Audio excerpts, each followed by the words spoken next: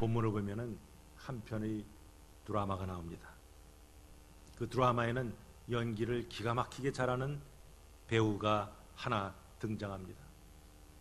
그 배우는 처음에는 그 역할을 맡기를 주저했어요. 그러나 연출자가 모든 책임은 내가 질 테니까 한번 꼭 해보라고 강권했습니다. 그래서 대본대로 연습한 후에 분장을 하고 또 소품을 들고 무대에 오르고 보니까 그 배우가 얼마나 연기를 잘하는지 모릅니다. 그의 아버지까지도 그 실감나는 연기에 깜빡 속을 정도였어요. 그 배우는 아주 천부적인 그 기질을 그 드라마를 통해서 이렇게 나타냅니다. 그가 누굽니까? 야곱이죠. 또한 대본과 분장과 소품을 준비하고 연출까지 하면서 1인 사역을 맡은 분이 있어요. 누굽니까? 리브가죠. 그리고 실감나는 연기에 진짜와 가짜를 구별하지 못하고 좀 멍청한 그런 이미지를 후세에 남긴 사람이 있습니다. 누구예요? 이삭이죠. 자, 여기 보면 야곱의 그 감춰진 끼가 있어요. 사기꾼의 끼죠. 야곱은 이 드라마를 통해서 다듬어진 그 사기꾼의 끼를 그의 생애에 아주 유감없이 발휘합니다. 자, 이스라엘에 보면은 장자가 어떤 재산을 상속받을 때 두 몫을 받습니다. 그럼 야곱 집안은 아들이 둘이 있으니까 장남은 3분의 2, 차남은 3분의 1을 받습니다. 그러나 야곱 집안은 좀 보통 집안과 좀 다릅니다. 하나님의 복이 아브라함부터 내려오는 집안입니다. 그러니까 그 집안에서 장자가 되는 것은 일반 집에서 단순히 부모의 재산을 물려받는 것과는 차원이 다릅니다. 자, 그런데 야곱은 둘째 아들이니까 서열상 장자가 될 수 없었어요. 그럼 어려서부터 야곱은 그 장자의 복이 얼마나 귀한 것을 알았던지라 어떠한 대가를 치르더라도 그 장자의 복을 받기를 원했어요. 반면에 형에서는 장자의 가치 그렇게 심각하게 생각지 않았습니다. 어느 날 그가 사냥하고 돌아와서 배고팠는데 어디 먹을 것이 없나? 근데 형이 또 동생이 마침 그 시간에 팥죽을 쓰고 있었어요. 야, 그 팥죽 한 그릇 다오. 형이 내게 장자권을 팔면 내가 줄게. 야, 그 장자권 보이지도 않는 거 그래, 너 가져.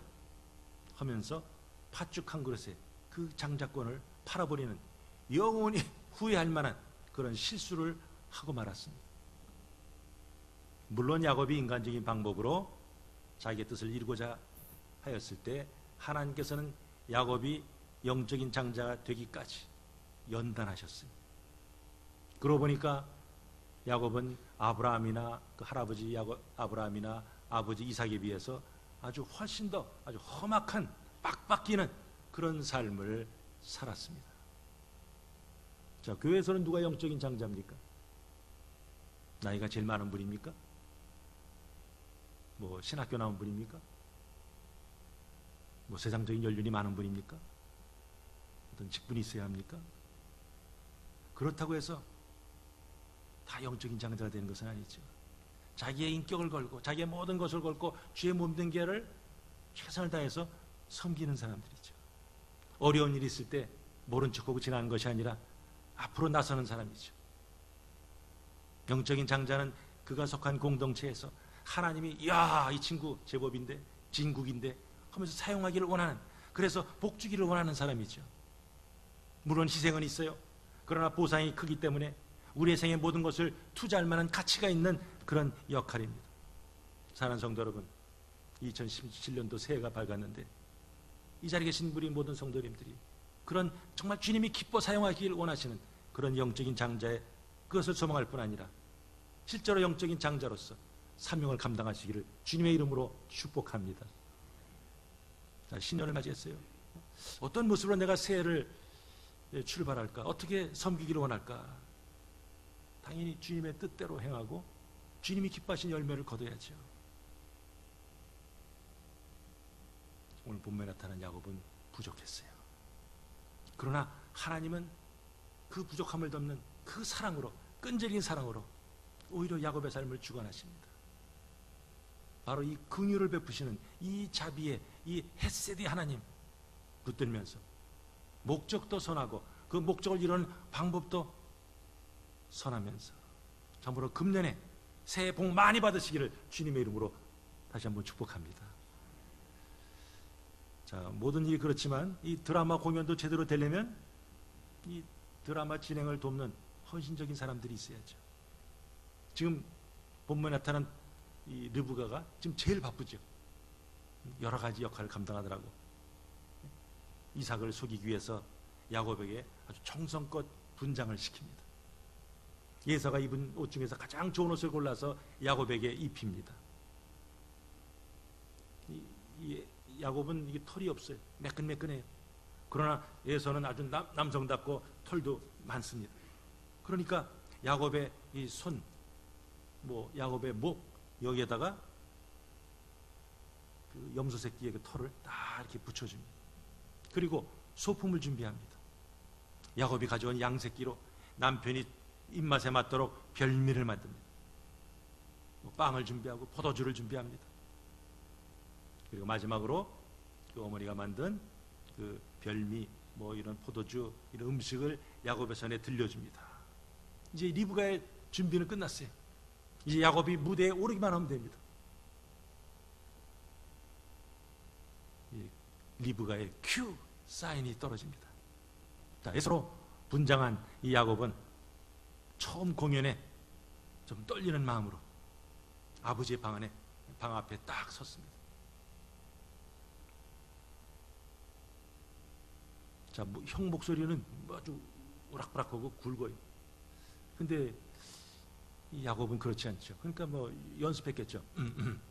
내 아버지요. 내 아버지요. 발성 연습하면서 형 에서의 흉내를 내려고 했을 거예요. 자, 그러나 아무리 연습을 해도 사실은 그 거칠고 씩씩한 에서의 음성을 야곱이 내기는 쉽지 않았을 거예요. 어쨌든 그 방 앞에 서가지고 내 아버지요 하고 부릅니다. 지금 이상은 어떻습니까? 이제 나이가 많아서 눈이 잘 보이질 않아요. 그러나 귀는 열려 있어요. 그 목소리를 듣는 순간에 이 목소리가 이게 좀 야곱 같은데 하는 생각이 딱 듭니다. 그러니까 묻죠. 내 아들아, 너는 누구냐? 만약 의심이 없었으면 그래 빨리 들어와라 할 텐데 이상한데 저 이 야곱 같은데 하니까 야, 너 누구냐 묻습니다. 나는 아버지의 맏아들 에서입니다. 엄마가 써준 그 대본대로 천연스럽게 대답을 합니다. 일어나 앉아서 내 사냥한 고기를 잡수시고 아버지 마음껏 내게 축복하소서. 자, 염소새끼 어디서 잡은 거예요? 그 집안에 그 울 안에 있던 거 그거 끌고 온 거죠. 그거 끌고 와서 요리했으면서도 지금 사냥해서 잡았다고 합니다. 처음에는 야 이거 들키면 어떡하지?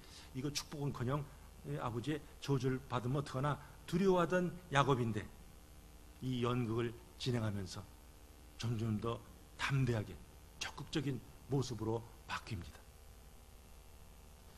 자, 아버지가 전에도 에서에게 이런 시킨 적이 있어요. 야, 너 사냥해서 고기 잡아 좀 별미를 만들어 와라. 그럼 에서는 들판에 뛰어나가서 어디에 이 짐승이 있나 찾을 거 아닙니까? 그러다가 짐승이 있으면 또 짐승이 날 잡수 가만히 있겠어요? 도망가죠.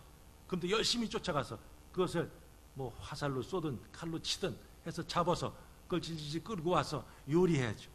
그럼 한나절은 지나요. 근데 이거 이삭이 부탁하자마자 얼마 있다 금방 왔어요. 야, 어떻게 예상보다 굉장히 빨리 왔는데 어떻게 그렇게 속히 잡았느냐 묻습니다. 자, 야곱은 타고난 이 사기꾼의 순발력을 가지고 아버지가 좋아할 만한 그런 대답을 합니다. 아버지 하나님 여호와께서 나로 순조롭게 만나게 하셨습니다. 복을 받겠다는 그 욕심에 하나님의 이름도 막 끌어당기죠. 욕심이 지나치니까 하나님에 대해서 또 사람에 대해서 지금 죄를 짓고 있어요. 자, 그러나 이 의심을 저버릴 수 없는, 지울 수 없는 이 이삭이 좀 가까이 와봐. 뭘로요? 눈은 안 보이니까 만져서 확인해 보겠다는 거지. 자, 야곱이 뭐 담대해 가긴 그렇죠. 좀 캥기니까 아마 주춤주춤 아버지한테 이렇게 갔을 거예요. 근데 이미 그 어머니 리브가는 이삭을 속이려고 야곱을 에서처럼 분장시켰습니다. 자, 만져봅니다. 이거 야곱은 분명히 이거 털이 없으니까 미끈미끈하겠는데, 이 손을 만져보니까 털이 북실북실. 여기 목을 만져보니까 여기도 또 북슬북슬해. 자, 분명히 이가 야곱 같은데 심증은 있으나 뭐 어떻게 물증이 없으니까 찜찜하지만 뭐 더 어떻게 확인할 도리가 없어요. 그러다 보니까 그가 엉뚱한 결론을 내리죠. 음성은 야곱의 음성이나 손은 누구의 손이요? 에서의 손이로다. 아니, 야곱의 음성을 가지고 있으면 손도 야곱의 손이 돼야지 어떻게 에서의 손이 됩니까? 그러나 이삭은 자기의 이 촉감을 의지해서 자기 앞에 있는 아들을 에서로 인정하고 그럼 에서인가 보다, 그럼 축복해야지 하면서 결심을 합니다. 결심을 했지만 막상 축복하려고 하니까 아직도 조금 미심쩍죠. 또 한 번 묻습니다. 내가 참 내 아들 에서냐? 자, 지금 자식에게 축복하는 것이 얼마나 귀한 사건입니까? 이 거룩한 의식을 행하는 이삭이 지금 자기 앞에 있는 아들이 이게 큰 아들인지 둘째 아들인지 이것도 분별하지 못하고 헷갈리고 있으니까 이게 얼마나 안타깝습니까? 사랑하는 성도 여러분, 주님 앞에 가는 그날까지 하나님께서는 성도 여러분들의 그 눈을 밝히셔서 언제나 제대로 분별하시기를 주님의 이름으로 축복합니다. 자, 지금 야곱은 태연스럽게 나 에서인데요? 대답하니까 이제 더 이상 묻지 않죠. 그래, 이거 배나 고픈데 빨리 먹자. 빨리 별미나 먹자. 내 아들이 사냥한 고기를 먹어 내가 마음껏 축복하리라. 그래서 리브가가 요리한 그 음식을 이삭에게 딱 드리니까 그가 먹고, 또 포도주 드리니까 그것도 마십니다. 그리고 축복하려니까 그래서 찜찜해요. 자, 마지막으로 냄새 한번 맡아보자. 내 아들아, 가까이 와서 내게 입 맞추라. 키스하는 게 목적이 아니라 그걸 통해서 가까이, 그래서 냄새를 맡아서 이게 진짜 에서인지 한번 최종적으로 확인하기를 원했어요. 목소리는 흉내낼 수 있어도 냄새는 어쩔 수가 없으니까. 자, 근데 냄새를 맡습니다. 근데 이게 영락없는 에서의 냄새. 왜? 에서의 옷을 입혔으니까. 하고 숨을 들이쉬는데 그거 오는 냄새가 바로 하나님의 복으로 가득 찬 그 들판의 향내가 납니다. 들판에서 에서가 이리 뛰고 저리 뛰면서 그 사냥하던 그 냄새가 이렇게 나옵니다. 자, 지금 몇 번이나 테스트했지만 이삭은 자기 앞에 있는 아들이 야곱인 줄 알고 의심은 났지만 끝내 밝히지 못하고 마침내 야곱을 축복하게 됩니다. 자, 오늘 본문에 나타난 이 이삭의 문제점이 뭡니까? 지금 이거 내 앞에 서 있는 친구가 이게 꼭 에서가 아니라 야곱 같은데, 그러나 목소리를 들어봐도, 손으로 만져봐도, 냄새를 맡아도 이거 분별할 수가 없어요. 지금 육신의 눈이 어둡다고 영적인 이런 분별까지 떨어집니까? 꼭 그렇진 않지요. 더구나 지금 이삭은 뭐예요? 아브라함의 아들이에요. 하나님의 사람이에요. 근데 어떻게 리브가와 야곱이 그 이삭을 속이려고 했습니까? 리브가가 지금 뭘 믿고 나중에 들키면 더 큰일 날 텐데 그걸 두려워하지 않고 이런 담대한 이런 속이는 계획을 세웠습니까? 리브가 그동안 남편을 지켜봤겠지. 옆에 있는 남편의 모습, 남편의 말하는 모습, 행동하는 모습. 그에게서 하나님의 감동이 점점 사라지는 것을 느꼈을 거예요. 지금 리브가에 있어서는 현재 있는 그 이삭이 약속의 자손, 아브라함의 아들인 약속의 자손이라기보다는 단지 눈이 어두운 노인으로만 비추는 거죠. 왜 이렇게 됐어요? 하나님께서 이 땅에 에서와 야곱을 나게 하실 때 하신 말씀이 있어요. 큰 자가 작은 자를 섬기리라. 다른 말은 뭡니까? 이 집안에 쌍둥이가 태어나지만 저 작은 놈이 영적인 장자다. 하나님께서는 분명히 말씀해 주었어요. 하나님의 그 뜻을 알고도 이삭은 내게 이렇게 사냥해서 맛있는 고기 갖다 주는 에서가 난 더 좋아. 편애를 했죠.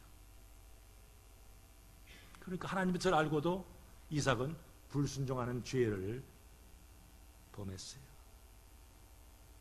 자, 이삭은 사실은 어렸을 때부터 에서야 네가 형이지만 하나님은 야곱을 통해서 이 집안의 영의 흐름이 진행하기를 원하신다.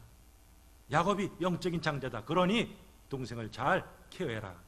동생을 섬겨라. 이렇게 말하는 것이 이게 정상이었어요. 그러나 그렇게 해주지 않았어요. 야곱이 우리 집안의 영적인 장자라 말해주지 않았어요. 오늘 이 앞에 창세기 26장 나오죠. 거기 무슨 스토리가 있습니까? 여기 이리 뜯기고 저리 쫓기고 그러다가 이제 부엘세바까지 왔어요. 거기서 이삭은 하나님의 음성을 듣습니다. 어렸을 때부터 창세기 22장에서 그 아버지가 이삭을 묶어가지고 번제로 드리려고 했던 그런 것도 있지 않습니까? 이삭은 어렸을 때부터 그 아버지인 아브라함이 제단을 쌓고 가는 곳마다 예배 드린 것을 봤어요. 그야말로 예배 봤어요. 그러나 부엘세바에서 하나님의 음성을 듣고 나도 하나님의 그 단을 쌓아야지.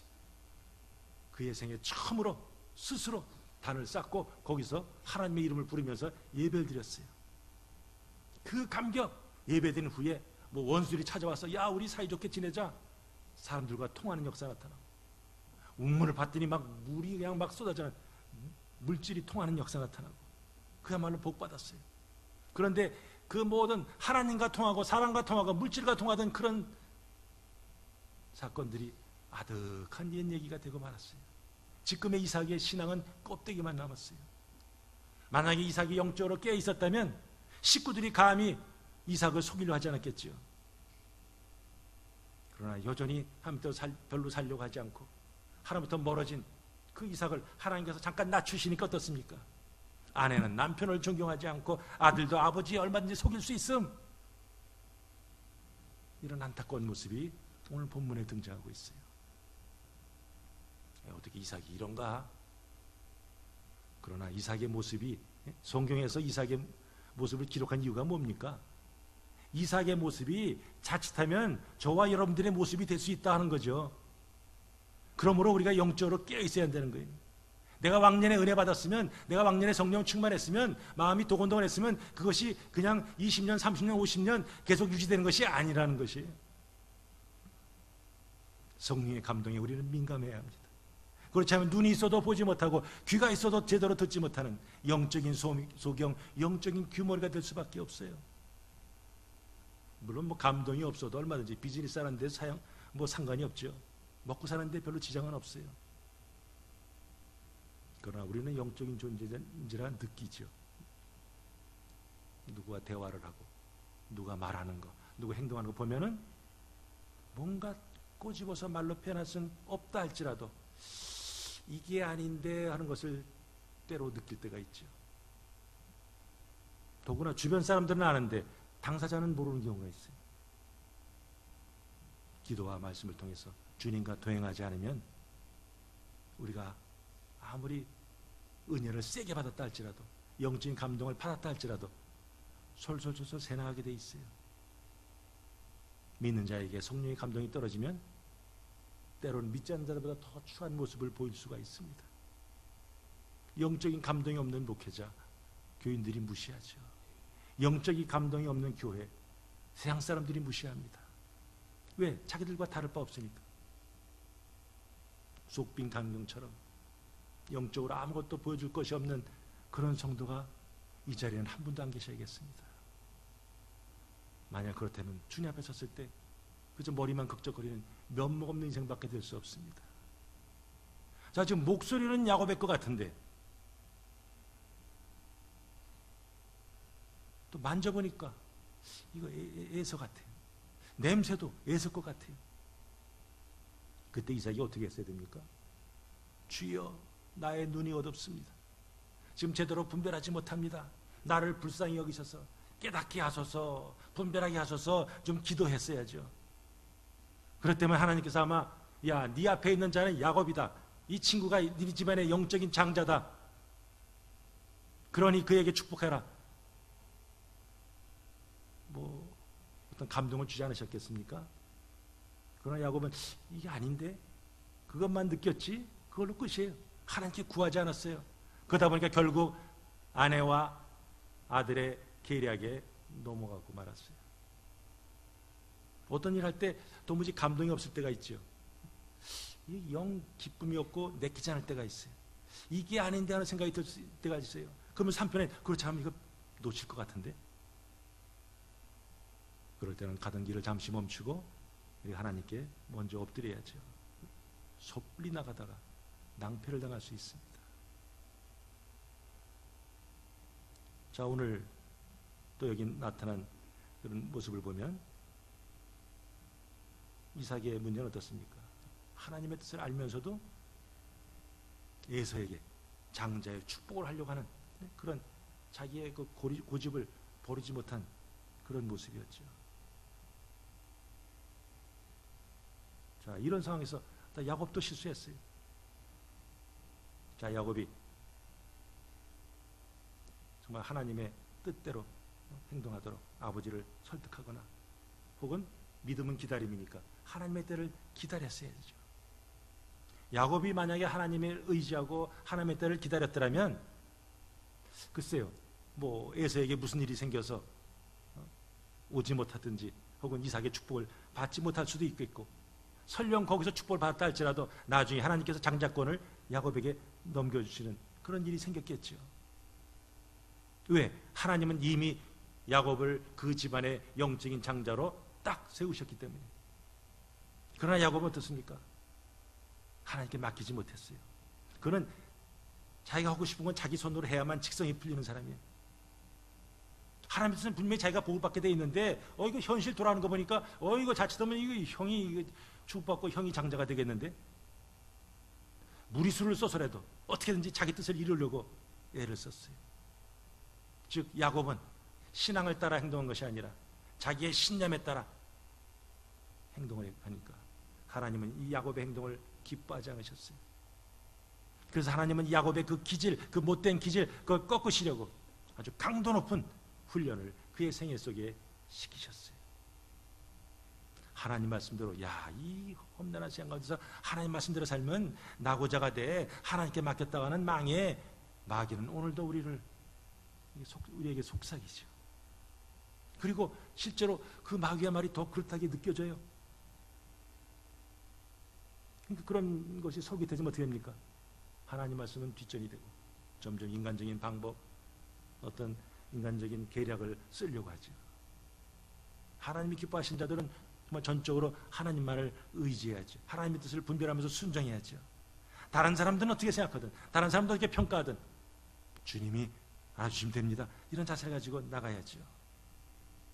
그런 자들이 결국은 하나님의 사랑을 체험하게 돼 있고 하나님의 음성을 듣게 돼 있고 그리고 하나님의 그 자녀로 영적인 장자가 되는 그런 특권을 누립니다.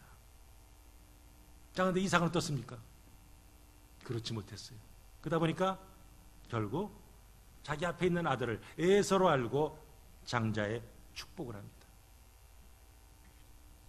자, 이 진정한 축복은 사실은 하나님의 성령의 감격 속에서 감동 속에서 해야죠.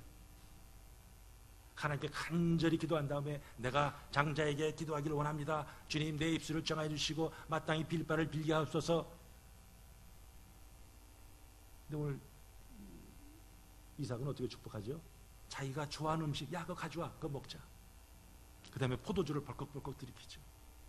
배가 불러지고 술 기운이 도는 상황에서 기분이 좋아져서 지금 아들을 축복하려고 합니다.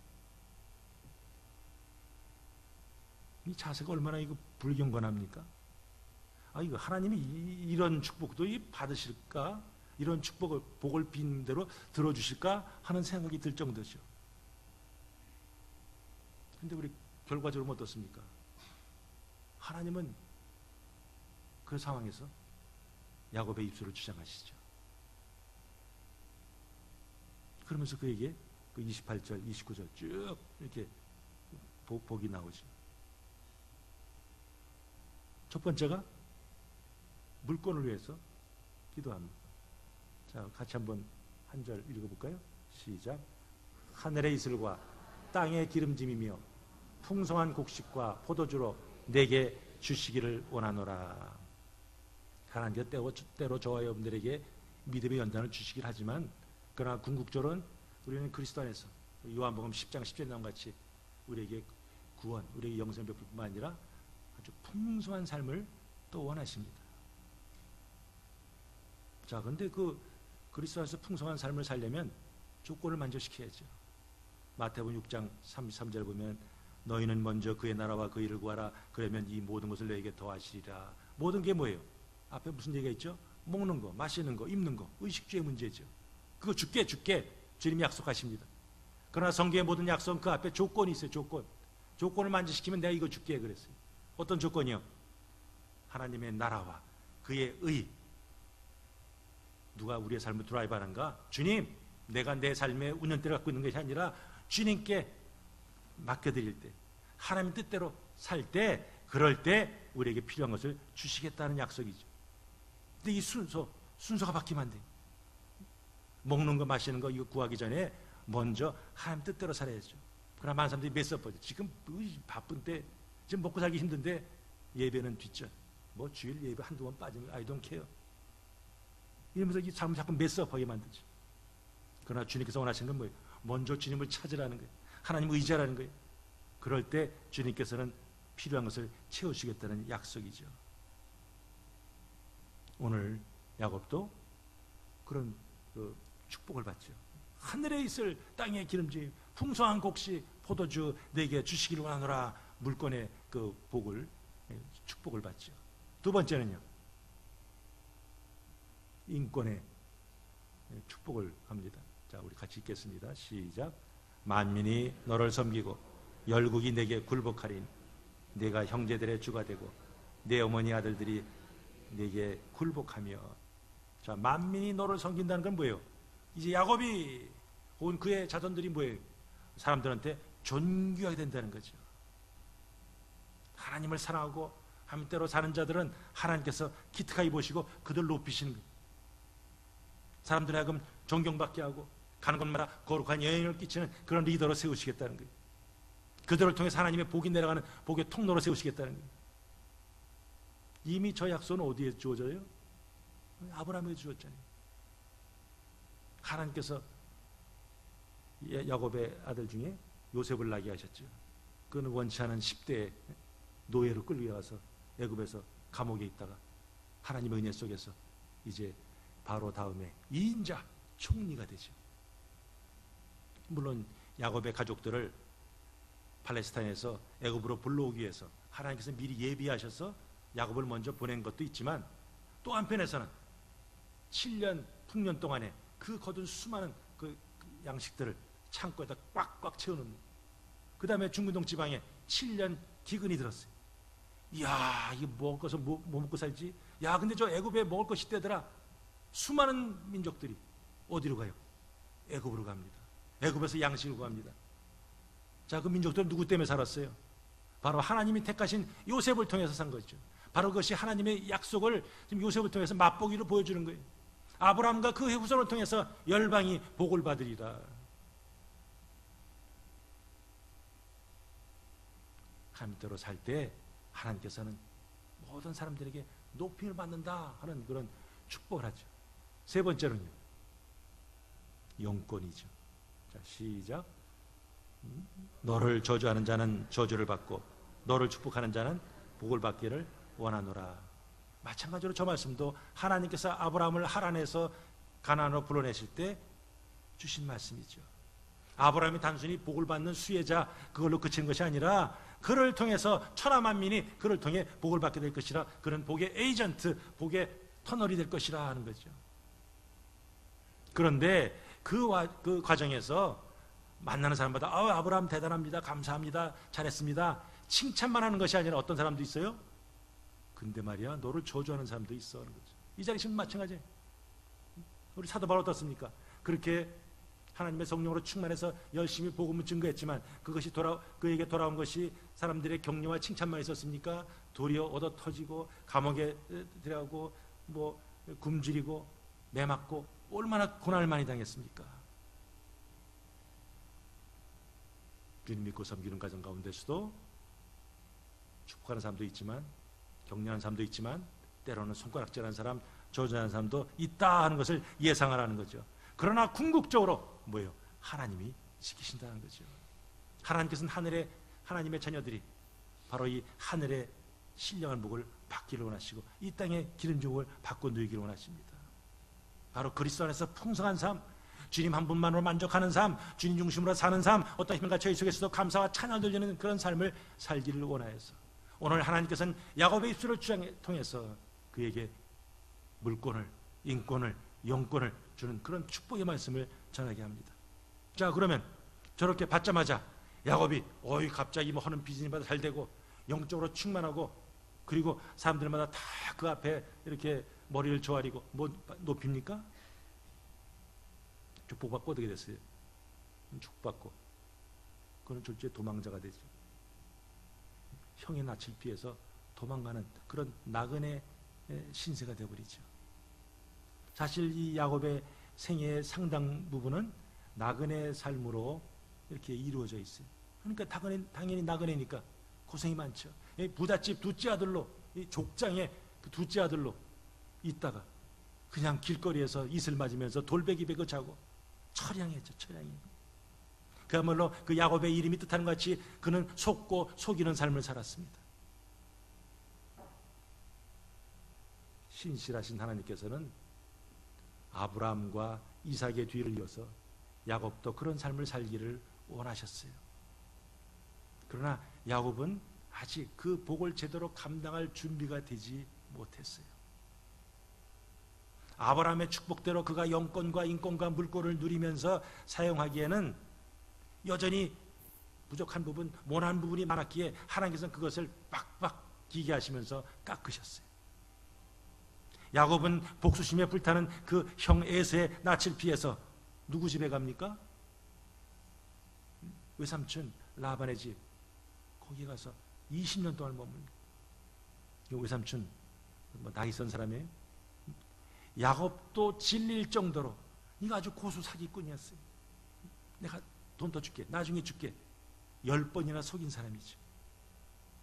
야곱은 그 집에서 나올 때까지 그야말로 외삼촌과 머리 싸움하고 마음고생하면서 속고 속이는 그런 삶을 살았습니다. 그러다 외삼촌 집에 나와서 이제 고향으로 돌아오는데 야복강 나루터에서 가족들은 보내고 밤에 뭐 했어요? 천사와 더불어 씨름했죠. 요즘으로 따지면 레슬링하는 거예요. 뒹굴었어요. 그러면서 비로소 야곱이 깨지죠. 야곱이 울며 그랬어요. 다른 말로 야곱이 거기서 이제 회개하는 거죠. 비로소 이제 하나님과의 교제가 회복되는 거죠. 거기서 사기꾼 야곱이 하나님과 더불어 싸워서 이겼다 해서 그에게 축복된 이름 이스라엘이라는 이름이 그에게 주어집니다.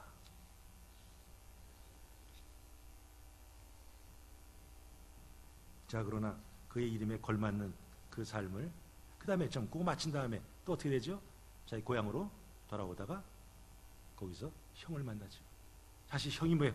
막 말 타고 자기 사람 데리고 올 때는 뭐예요? 사실 이 괘씸한 놈, 네가 나를 속이고 막 이런 마음이 있었겠죠. 그러나 오는 동안에 하나님께서 그의 마음을 딱 주장하니까 뭐예요? 형들이 딱 보니까 서로 얼싸안고 눈물을 흘리는 그런 아주 감동적인 장면을 연출하죠. 자, 하나님께서 점차로 이 야곱을 회복시키는 그런 아름다운 모습을 보여주고 있습니다. 자, 오늘의 본문을 통해서 우리에게 주시는 교훈이 뭡니까? 야곱이 아버지로부터 이런 영권과 인권과 물권의 복을 받았다 그래서 그것을 다 누렸어요? 누리지 못했죠. 사실 오늘 스토리 어떻습니까? 아, 이건 막장 드라마 같아요. 막장 드라마. 어떻게 이 경건한 하나님의 복이 흐르는 집안에서 이렇게 서로 속고 속이고, 아내가 남편을, 또한 아들이 아버지를 속이고, 이거 어떻게 이런 일이 있을 수 있습니까? 근데 성경은 그것을 낱낱이 기록하고 있어요. 그 기록한 이유가 뭡니까? 바로 그런 야곱의 부족함, 그 어리석음, 그 사기꾼 같은 그런 사람에도 불구하고 그 야곱의 그 모난 부분, 야곱의 부족한 부분을 덮는 그 하나님의 사랑이 더 크다 하는 거죠. 그걸 보여주시는 거죠. 그의 부족함에도 불구하고 하나님의 끈질긴 사랑으로 야곱을 깎으셔서 훈련시키셔서 바꾸셔서, 그래서 야곱 영적인 장자가 될 만하다 할 때 또 야곱을 들어 사용하시죠. 그 하나님의 사랑이, 그 야곱의 역사했던 하나님의 사랑이 오늘도 역사하십니다. 이 자리에 계신 분들이 어떤 형편과 처지에 있든지, 과거 어떤 모습을 살았든지, 중요한 것은 이제 믿음의 현재 속에서 우리가 주님과 더불어 동행하면서 주님 원하시는 그런 삶을 사셔야죠.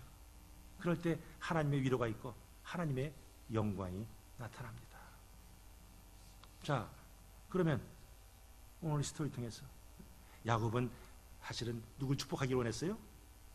에서를 축복하기를 원했어요. 그러나 하나님께서 그것은 하나님 뜻이 아닌지라 바로 끊어버렸죠. 그 리브가와 그리고 야곱은 아버지의 축복을 받아서 정말 그 복된 인생이 되기를 원했죠. 그러나 방법이 하나님의 뜻대로 하긴 했지만, 그러나 방법이 좋지 않았기 때문에 그것을 이루기까지 아주 빡빡기는, 대가를 톡톡히 치르는 그런 삶을 살게 하셨습니다. 자, 하나님께서 그렇다면 오늘도 부족한 저희들을 사용하시고 또한 우리에게 복을 주시기를 원하십니다. 그렇다면 우리가 이 하나님의 사랑 가운데 거하려면 어떻게 하겠습니까? 같이 한번 읽겠어요? 시작. 기도해야 됩니다. 본문은 다른데 항상 매주 본문은 결론은 똑같죠? 예, 항상 기도해야 돼요. 모든 성도들에게서 성령이 내주하십니다. 그러나 성령이 우리 안에 그냥 계신지 마시는지 그렇게 하는 것과 정말 성령이 우리 안에서 꽉 차서 성령이 충만해서 우리를 드라이브하시는 것, 이건 전혀 열매가 틀리죠. 우리가 하나님의 뜻을 제대로 분별하려면 우리가 성령으로 충만해야죠. 그 성령의 감동을 얻으려면 어떻게 돼요? 자, 우리 주님께서 뭐라고 말씀하시는지 같이 한번 읽겠습니다. 시작. 구하라, 그러면 너에게 주실 것이요, 찾으라, 그러면 찾아낼 것이요, 문을 두드리라, 그러면 너에게 열릴 것이니, 구하는 이마다 받을 것이요, 찾는 이는 찾아낼 것이요, 두드린 이에게는 열릴 것이니라. 너희가 악할지라도 좋은 것을 자식에게 줄 줄 알거든 하물며 너희 아버지께서 구하는 자에게 성령을 주시지 않겠느냐. 하나님께서 구하는 거 주시는 선물 중에 최고의 선물 뭐예요? 성령. 어떨 때요? 구할 때, 찾을 때, 두드릴 때. 결국 같은 말이죠. 하나님께 매달릴 때 하나님께서 우리에게 최대의 선물, 최고의 선물을 주시겠다 약속하는 거죠. 기도하면서 금년에 성령으로 충만하시기를 주님의 이름으로 축복합니다. 두 번째는 우리가 말씀을 붙들어야죠. 우리가 아무리 하나님의 약속을 받았어도 그 약속이 구체적으로 우리의 삶에서 이루어지지 않으면 그건 그림의 떡이죠. 영권, 인권, 물권, 이거 언제 받는다 그랬어요? 하나님의 약속, 그 말씀대로 우리가 순종할 때, 이게 전제 조건이죠. 말씀대로 살지 못하면 도리어 하나님의 감동이 떠나고 우리 삶은 혼란이 오게 돼 있어요. 분별력이 떨어지죠. 사람들에게 무시당하죠. 괜히 두려움, 공허감, 이게 사로잡히죠. 그렇다면 하나님의 방법을 알려면 우리는 하나님의 말씀을 의지해야죠. 말씀이 담겨진 하나님의 약속을 보면서 이런 식으로 해야 되는구나 하는 것을 우리가 깨달아야죠. 하나님의 약속을 이뤄가는 과정에서 우리는 기다려야 돼요. 하나님 말씀 봄속에서 담겨진 그 말씀 붙들고 나가야죠. 고넬료 가정에 베드로가 방문했습니다. 그래서 거기서 막 담대하게 복음을 전합니다. 그랬더니 고넬료 집안에 있는 모든 사람들이 어떻게 됐어요? 일제히 하나님의 성령으로 충만케 되었어요. 그러면서 막 방언도 했어요. 그러니까 베드로와 함께 갔던 유대인들이 깜짝 놀래요. 성령 충만? 방언? 저 우리 유대인들만 받는 줄 알았더니 이방인들도 받네? 깜짝 놀랐죠. 뭐 하다 그랬어요? 말씀을 듣다가. 믿음은 들으면서 하며 들음은 그리스도의 말씀으로 말미암았느니라. 우리 바울이 말씀하지 않았습니까? 금년 한 해 자, 말씀을 가까이 하면서 말씀 붙들면서 또 하나님의 성령으로 충만하시기를 주님의 이름으로 축복합니다. 그리고 이제 다른 사람을 부지런히 축복해야죠. 자, 하나님께서는 모세를 통해서 모세야, 저 이스라엘 제사장들에게 이런 식으로 좀 지시해라 하신 말씀이 민수기 6장이죠. 자, 시작. 여호와는 내게 복을 주시고 너를 지키시기를 원하며 여호와는 그의 얼굴을 내게 비추사 은혜 베푸시기를 원하며 여호와는 그 얼굴을 내게로 향하여 드사 평강 주시기를 원하노라. 아멘. 하나님의 이름으로 이스라엘 자손에게 축복할 때 하나님이 축복하시는 거 아니에요? 하나님은 복을 주시는 분이지 축복은 누가 한다고요? 우리 사람이 주님 아무개 하면서 우리가 축복할 때 하나님이 그것을 들으시고 우리에게 복을 주시겠다. 저희 부모님이 그랬죠. 여호와는 내게 축복하시고 그랬어요. 복을 주시고 그랬죠. 축복은 우리가 하는 거예요. 사람이. 그러나 복은 누가 줘요? 하나님이 주신다 약속하고 있어요. 목사만 축복하는 게 아니죠. 부모가 집안의 영적인 리더로서 자녀를 위해서 날마다 축복할 수 있습니다. 아빠의 기도를 받고 자란, 아빠의 축복을 받고 자라는 자녀, 엄마의 간절한 기도 속에서 자라난 자녀가 이게 복된 자녀죠. 사랑하는 성도 여러분, 우리는 하나님의 나라의 복을 약속받은 자들이고 또 이미 조금 누리는 자들입니다. 예수 그리스도를 믿음으로 우리는 의롭다함을 받았어요. 이젠 하나님의 나라의 백성이 되어서 장차 완성된 하나님 나라에 들어갈 때가 있음을 우리는 소망을 가지고 있습니다. 우리가 받는 복은 하나님이 그리스도 안에서 주시는, 사도 바울의 표현을 빌면 하늘에 속한 모든 신령한 복입니다. 언제나 하나님의 뜻을 알고 하나님 방법대로 살면 복 받는다. 이거는 4,000년 전이나 오늘이나 시대를 초월한 형통의 원리죠. 기도를 통해서 하나님의 뜻을 분별하고 말씀을 통해서 하나님의 방법을 알고 하나님 주시는 성령의 감동 가운데 살면서 부지런히 다른 사람들을 축복하시기 바랍니다. 받은 복을 나누시기 바랍니다.